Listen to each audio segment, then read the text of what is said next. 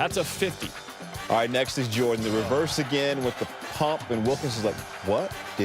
What? To many in the world today, Michael Jordan is the greatest basketball player of all time. Mainly because he was the one who turned the Chicago Bulls into a powerhouse franchise that won 6 rings within the course of 8 seasons. And he set all sorts of records via his overwhelming talent. He was a 5-time MVP, 6-time Finals MVP, former Defensive Player of the Year, former scoring leader of the NBA, and so on. But while he might have been an offensive and defensive force, he also wasn't afraid to get in the faces of people or call out others for not being on his level. Allow us to show you 5 times Michael Jordan disrespected NBA players. Be sure to like the video and subscribe to the channel. Number 5. Steve Kerr. Surprised? Yes, Steve Kerr was a key member of the second phase of the Chicago Bulls three-peat, including taking a key game during the second finals victory in that series that sealed the deal, if you will, for the Bulls. But when Michael Jordan came back to the Bulls after his baseball hiatus, him and Kerr didn't get along the way you would think. Not at first. Because part of what makes Michael Jordan, well, Michael Jordan, is that when he's practicing with his teammates, he goes and fights dirty in terms of the things he says and the things he does to them in order to toughen them up. Many responded well to that as they knew that Michael was just trying to make them better. But recall that Steve Kerr wasn't familiar with these practices. He came onto the team right after MJ left to do baseball. So during one practice, Coach Phil Jackson went ahead and had Kerr and Michael guard one another. Michael did a hard foul on Kerr, so Kerr went and did the same and drilled Michael in the chest. So what did MJ do? He drilled Kerr in the eye with a punch. Yeah, for real. He even talked about it on the Last Dance documentary. Jordan got kicked out of practice as a result. To his credit, Jordan went and apologized to both Phil Jackson and Steve Kerr afterward, as he knew he was in the wrong there. But that goes to show you just how seriously Michael Jordan takes things. And that was his teammate. Now let's get to some others who weren't. Number 4. Stephen Curry. This one is a bit ironic, and a bit of a case of how Michael Jordan can sometimes be a jerk to players that he doesn't see eye to eye with, as you now know. When it comes to Stephen Curry, most people would agree that he's one of the best players in the NBA right now when he's healthy. He's a 3-point shooting machine, a 2-time NBA MVP, a 3-time NBA Finals champion, and a whole bunch of other things. Seriously, he's that good. A recent stretch with the Warriors had him averaging 40 points per game. However, at one point in time, Michael Jordan was asked about how he felt about Steph Curry, and his response was curious. For the record, he did acknowledge that he felt that Steph was a really good player. But when asked if he's Hall of Fame, he said, not yet. Which, of course, is a load of crap. Because there are players in the Hall of Fame right now that don't have as many accomplishments as Steph Curry, and yet they're there. Charles Barkley is a former MVP, but he never got a ring. Patrick Ewing never got a ring, nor Reggie Miller. Yet, all in the Hall. Steph would honestly get in if he had the 2 MVP trophies and just 1 ring, but he has 3. So is Michael hating on Steph a little? Pretty much.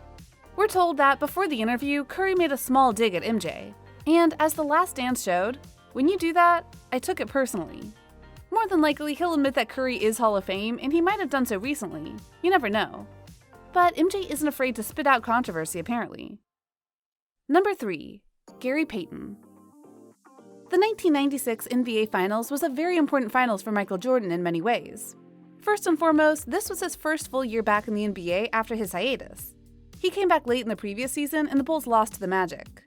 And the difference in that offseason was immediate, because that team went on a tear and became the winningest team in NBA history, which would be beaten by the Warriors in terms of regular season record. But the Bulls had to win the finals to seal the deal, and their opponents were the Seattle Supersonics, who were grounded by the Defensive Player of the Year in Gary Payton, a man who was in the Hall of Fame. He was so good as a defensive player that he was known as the Glove. Anyway, for The Last Dance, Gary Payton was interviewed to talk about that series, and he noted that the coach didn't want Payton on Jordan in the first few games for some random reason, and they lost those games as a result.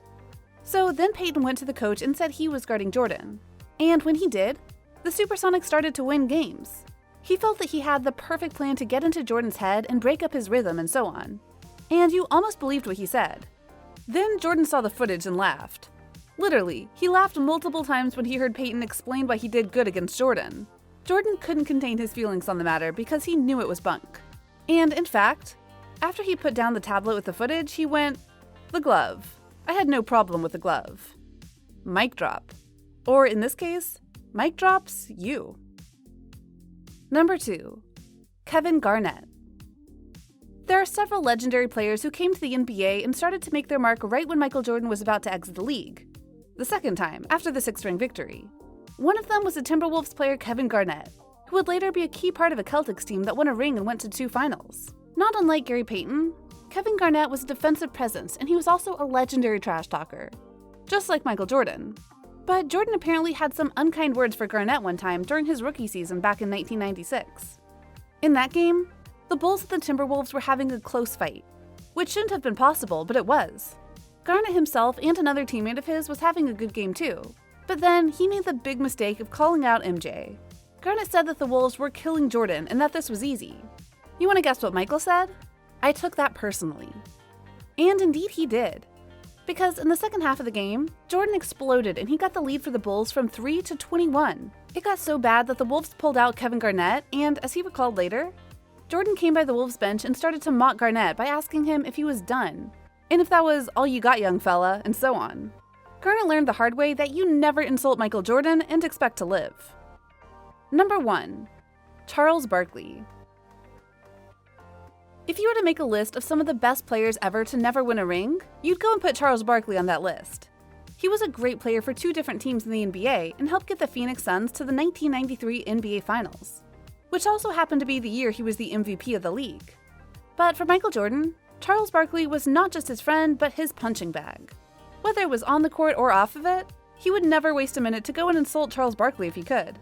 Such as in those very NBA Finals when he bought Barkley a diamond earring so that he could ensure that Barkley won't mess with me the whole series.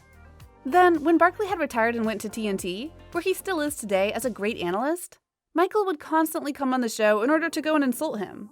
You might also recall a certain Oprah interview where Barkley and Jordan were constantly throwing shade at one another to see what would get them riled up. But then, Jordan threw the ultimate disrespect against Barkley. Because, if you recall, MJ owned the Charlotte Hornets, a team that perennially aren't the best team in the league, ever.